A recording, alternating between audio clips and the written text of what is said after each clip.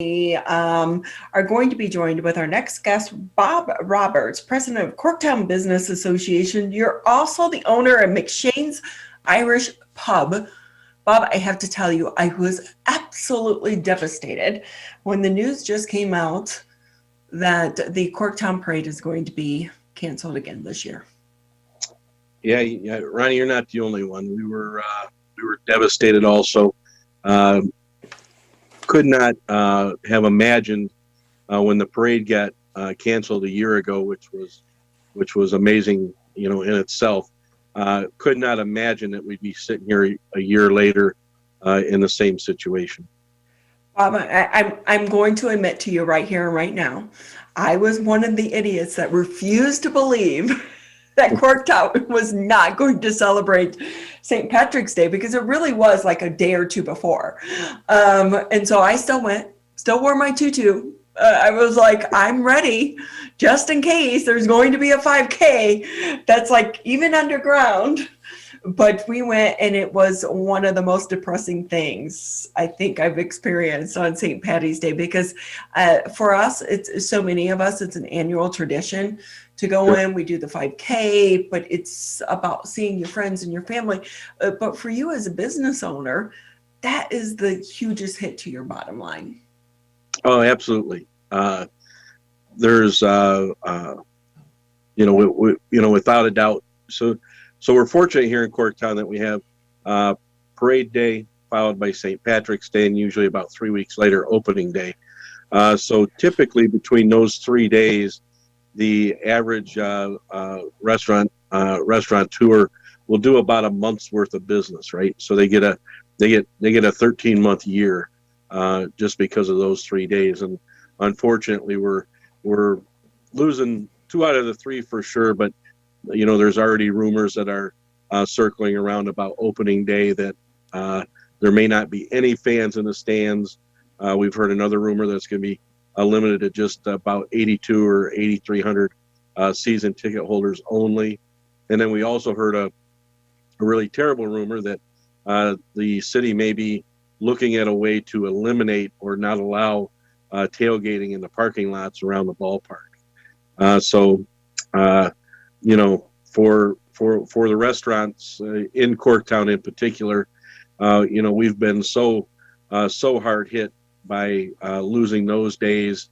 The first shutdown, opening at 50% for a while.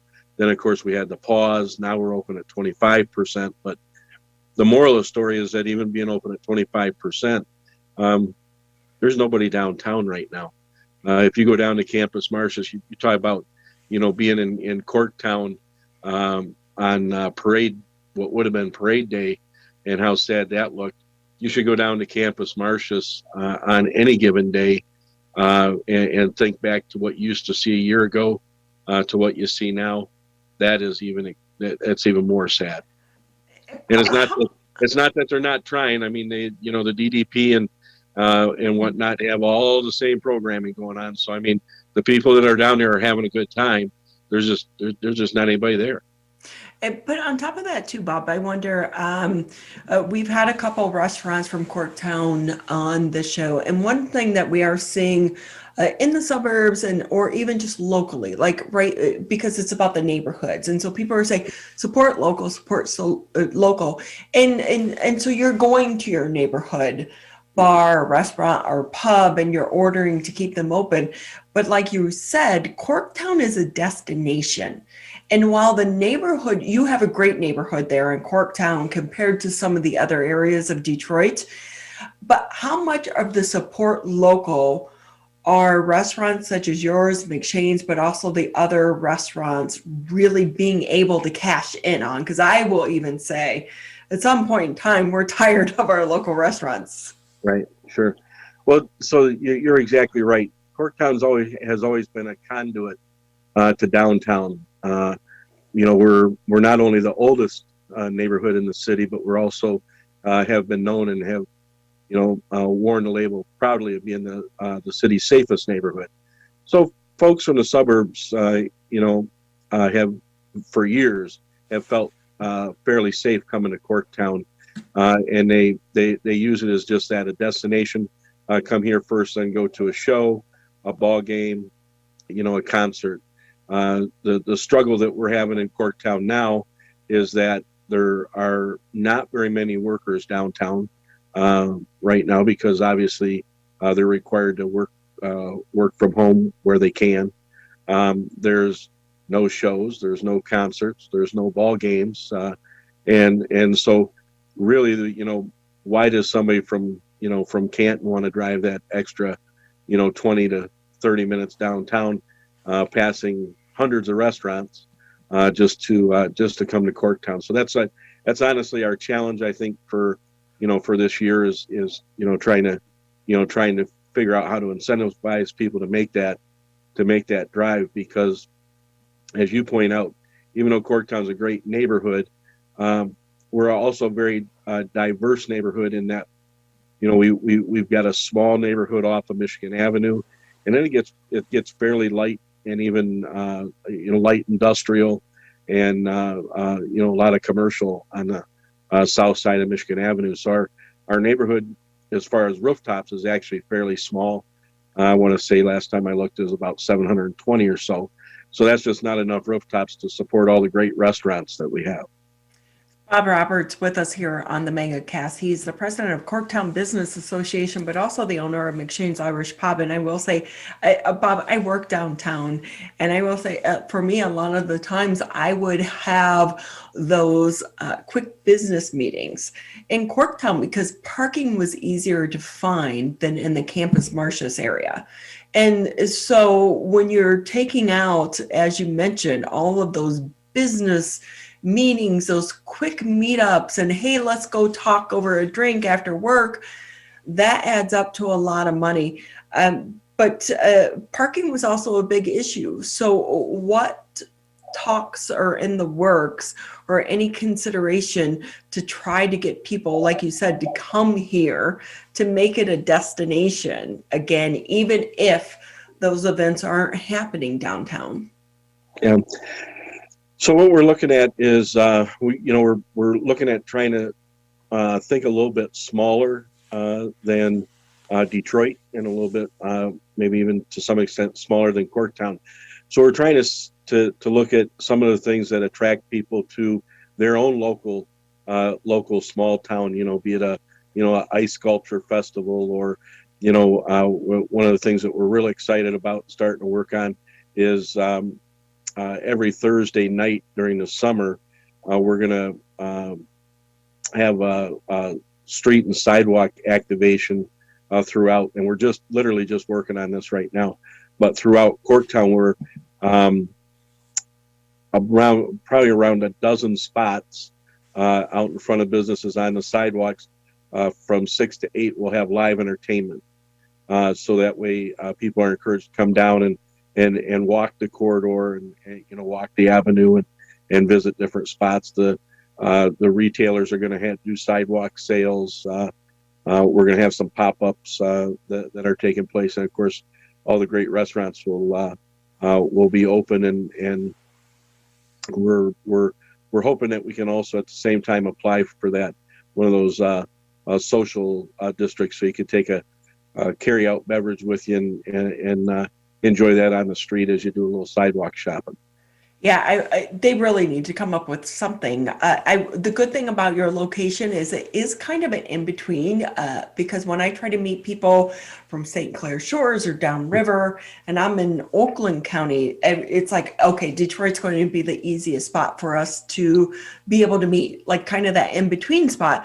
But on top of that too, it's what you just said, like the city of Detroit, if they can work with you to shut down some of these back streets, to make it just that, like a walkable district, so that people can enjoy those. I think that would help a lot, because we're seeing that in some of the suburbs. Northville is doing a great job with putting up these little shanties for people to be able to go from business to business. I know you're a little bit different, kind of harder to shut down Michigan Avenue, right? But there is the alleyway that runs behind so many of the businesses as well, that maybe there's something that they can do there.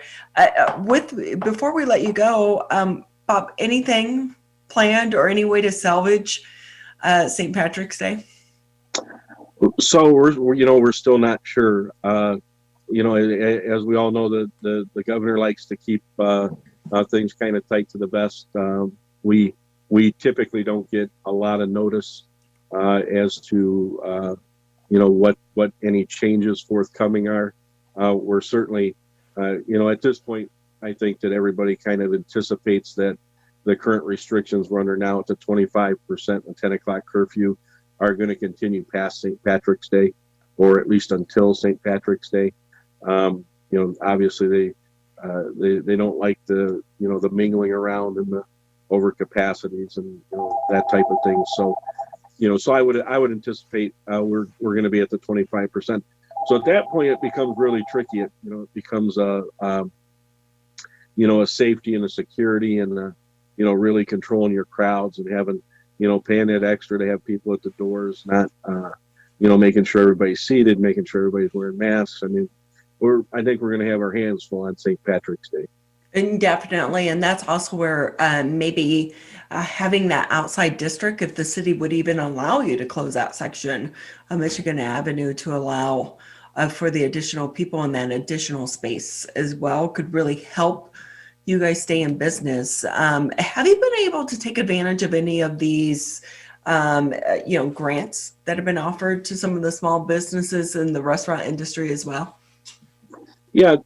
So just, speaking for, McShane specifically, we did not apply for any of the grants originally because, knock on wood, fortunately, we were in a good enough, financial situation that we didn't need them. And wanted to leave those for other people that did. We were fortunate to get the first round of PPP funding, which helped out tremendously. We took advantage of the liquor buyback program that the state did. And most recently, we've applied for a couple grants. Unfortunately, didn't get awarded those because there's so many people that apply compared to the funds that are available. It's kind of like waiting in line for your favorite band on Ticketmaster. It's a 3, 4, 6, 8 hour process over 3 days. The second round of PPP funding has been a little bit more difficult to apply for. I've heard that from many restaurateurs, in particular, depending on what bank that you're banking with. But so we haven't been able to take advantage of that yet, but we are still looking at it. So some stuff we've gotten, some others we haven't. And, like I say, unfortunately, most of the grants, the $15,000 and the $20,000 grants, there's just so much more need and demand than what there are funds. Oh, and I will say, Bob, I'm like every politician that stands up there and uses it as a headline needs to be the one sitting behind the keyboard with their business on the line, trying to get that money, because They stand up there and they get the accolades saying, oh, but we're offering this money. And when you say, yeah, but no one's really getting it. But the need is so great. But that's my rant for the day and we'll move on. But we're hoping that you guys survive. And hopefully, I will say I'm still planning to come St. Patrick's Day. I have a brand new tutu I didn't get to wear. I'm wearing my tutu. Trust me, we'll still take care of you. We're gonna, I'm sure everybody will have their outdoor spaces activated and are ready to go. So, even at 25%, we're gonna do the best we can, and who knows, maybe we can get the city to loosen up a little bit, at least for that day on the social districting. And we hope so. And we will say, when it comes to like the 5K races and things of that nature, those are nonprofit driven, that they're going, that money that they raise for through these races goes to help different entities and organizations within the community. So it's important work that you guys are doing, but I so hope you guys survive because you're one of my favorite restaurants there in Corktown. So best of luck to you and your team. Thanks, Ronnie. I appreciate it. I'll see you on St. Patrick's Day. All right. Make sure you ask for me. I'll be here. I will. I'll even make you your own tutu. You're like, no, I don't want that. Yeah. I have a box of them, by the way. Extra large. Thank you again for being with us. We appreciate your time. Thank you.